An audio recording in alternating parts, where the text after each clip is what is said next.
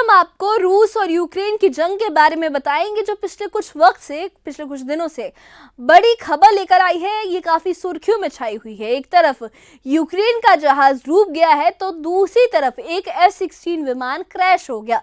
Germany और France रूस पर हमले की तैयारी कर रहे हैं और ट्रंप भी इस मामले में शामिल है।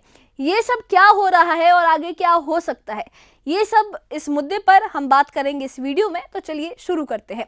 पिछले कुछ वक्त से लोग उम्मीद कर रहे थे कि रूस और यूक्रेन के बीच शांति हो सकती है, पीस डील हो सकती है। अमेरिकी राष्ट्रपति डोनाल्ड ट्रंप ने 15 और 18 अगस्त को पुतिन और ज़ेलेंस्की से मुलाकात की थी और कहा था कि जंग जल्द ही खत्म हो सकती है, लेकिन ऐसा नहीं हुआ। पुतिन ने अपने हमले कम नहीं किए और ज़ेलेंस्की भी रूस के सामने झुकने को तैयार नहीं है।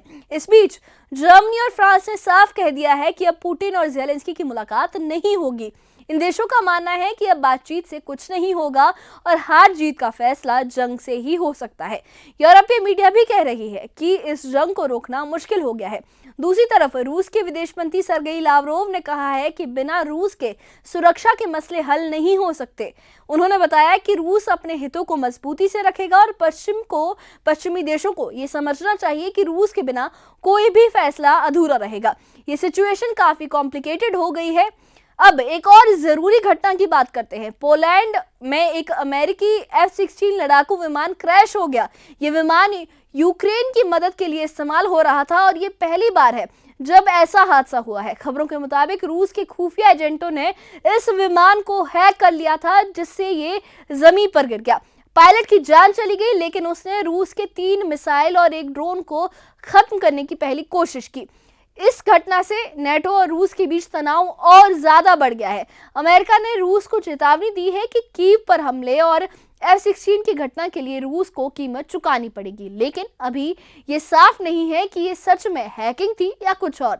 यूक्रेन और नेटो इसे रूस का जवाब मान रहे हैं, जबकि रूस ने अभी कुछ भी नहीं कहा है। ये जो घटना हुई है यूरोप के लिए चिंता की बात है। अब बात करते हैं यूक्रेन के एक बड़े जहाज की, जिसे रूस ने डुबो दिया है।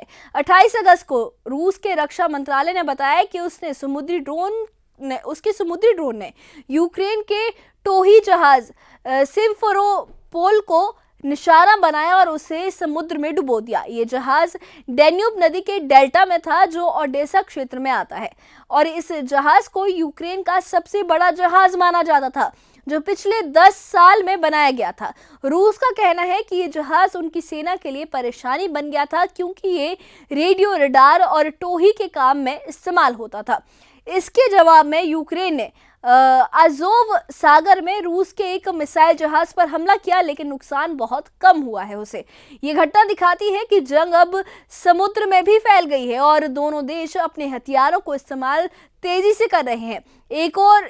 इसके साथ एक और बड़ी खबर ये भी है कि 29 अगस्त को रूस ने कीव में यूरोपीय यूनियन और ब्रिटेन के दफ्तर पर हवाई हमला किया है। इस हमले में ब्रिटिश काउंसिल और EU का ऑफिस पूरी तरह से बर्बाद हो गया।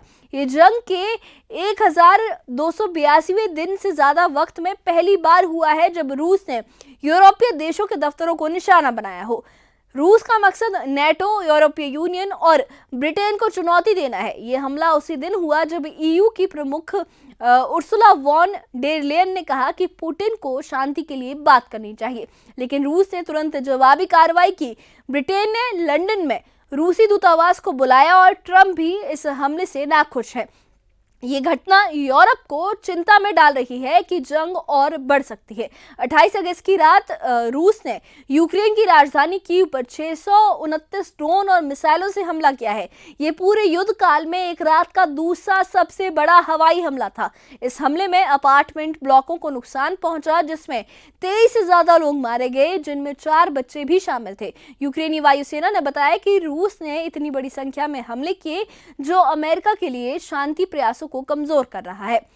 रूस का कहना है कि कीव में जिस बिल्डिंग पर हमला हुआ, वहां यूक्रेन और यूरोपीय खुफिया एजेंटों की मीटिंग थी, लेकिन यूक्रेन इसे गलत मानता है। ये हमला जंग को और गंभीर बना रहा है और यूरोप भी अब इस मामले में आगे बढ़ रहा है।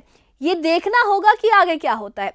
अब बात करते हैं यूक्रेन की नई मिसाइल फ्लेमिंगो FP5 की।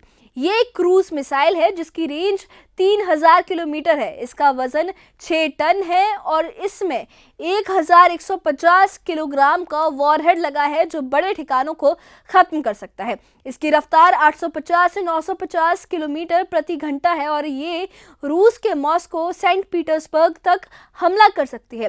ज़ेलेंस्की ने इस मिसाइल से रूस के तेल ठिकानों पर हमले के आदेश दिए हैं। इसे 9 महीने में बनाया गया और इसका पहला परीक्षण सफल रहा, लेकिन रूस के लिए ये खतरा हो सकता है क्योंकि इससे उनकी हवाई रक्षा को चुनौती मिलेगी। ये जंग अब तकनीक और हथियारों पर भी निर्भर हो गई है। तो रूस और यूक्रेन की जंग अब बहुत गंभीर हो गई है। यूक्रेन और यूरोप एक तरफ है तो रूस अपनी स्थिति को मजबूत करने में लगा है। आगे क्या होगा ये वक्त बताएगा। आप इस बारे में क्या सोचते हैं, हमें कमेंट बॉक्स में अपनी राय जरूर बताइए और इससे जुड़े अपडेट्स के लिए और ऐसी ही खबरों के लिए हमारे चैनल के साथ बने रहिए। हमारे चैनल को सब्सक्राइब करिए। शुक्रिया।